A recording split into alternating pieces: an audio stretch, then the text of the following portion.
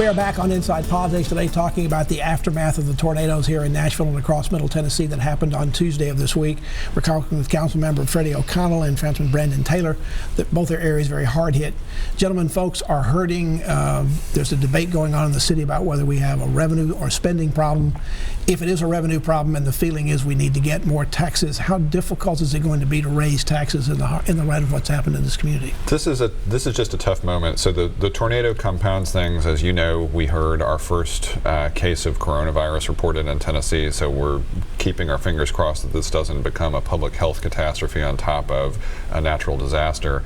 That's all happening as the mayor has anticipated a much more compressed budget cycle, right? With less sort of public access to it. We're not doing departmental hearings for the first time in my memory. You know, the chair of our Budget and Finance Council, Bob Mendez, and then Quante Toombs are out doing some council-led discussions, presenting data basically from the comptroller's office.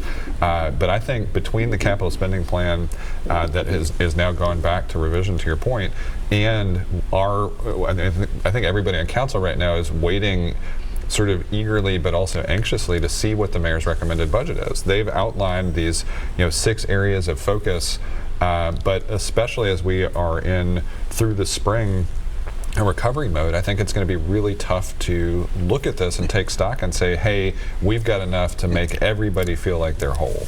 Councilman Taylor, you've only been in office for about 4 months. Right. I know that you knew coming in that the council was one of those full-time, part-time jobs, but maybe with a vengeance this week. I suspect you probably have both been overwhelmed with the amount of outreach you've had from people to want to help, and you want to help. I suspect you've also had some of the most poignant moments of your life dealing with the folks this week in their recovery. Yeah, for me personally, we had been working closely with NES because that's still been one of those greatest things.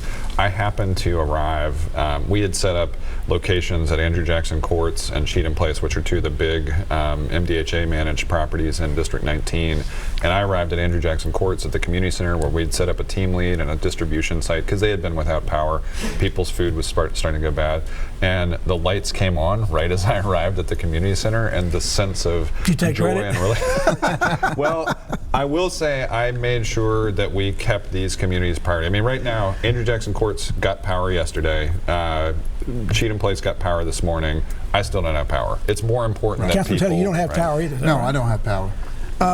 Nashville has had a number of natural disasters and others over the last 100 years. You had the Great Fire in East Nashville in 1916, the 33 tornado in East Nashville, the 98 tornado, 2010 flood, and the Great Recession as well, although that's not a natural disaster. Right. What is it about Nashville that makes it so resilient that it will come back? Because we'll come back from this. Yeah, well, it's the overwhelming support that you mentioned. We've had thousands of people in the streets in all the neighborhoods here in Nashville, and I can't speak for Councilman O'Connell and Councilman Roten and other council members, Councilman Brett Withers, but in District 21, we've had over 1,000 individuals yesterday alone trying to clear debris because to Councilman O'Connell's statement about NES, the way we can get lights and power back on, which is one of the most immediate needs, is to clear the roads and be able to get the bucket trucks in and be able to get their individuals in. I've been coordinating with them. We had over 100, nearly 200 poles down in North Nashville alone. 600 citywide, I think.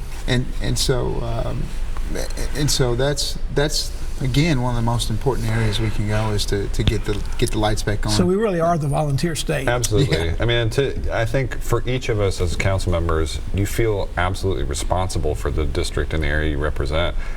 My sensation this week has been I've wanted to be about 1,000 different places at once.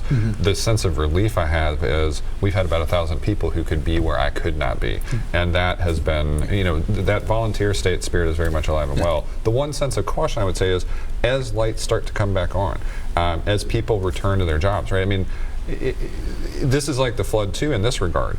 This didn't impact everybody, right? I'm without power, but most people I know have been able to lead an ordinary life this week, right? I'm in the studio having showered once in a week, and I apologize for that.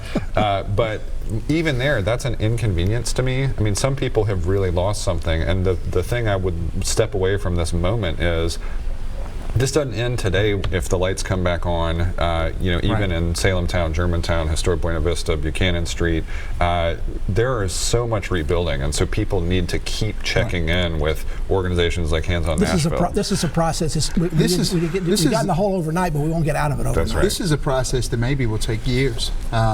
In some areas, it absolutely will. And we're going to need individuals to continue to give that support and to give to us, because when the streets are clear and the lights are back on, there's still individuals that don't have homes. So, gentlemen, thank you both for taking the time to be with us. I know you've got plenty of other things to do in your district, and good luck for all of us in Nashville as we continue to recover, as well as the people across Middle Tennessee who are impacted by these storms. Thanks for having us on. And thank you for joining us this week on Inside Politics. Hope you'll be back here again for a future show. If you can't get into politics in the meantime, go to the News Channel 5 website. You'll find my Capitol View commentary there. There's new commentary posted every Friday afternoon. Enjoy the rest of the weekend, and we'll see you back here next time. Goodbye.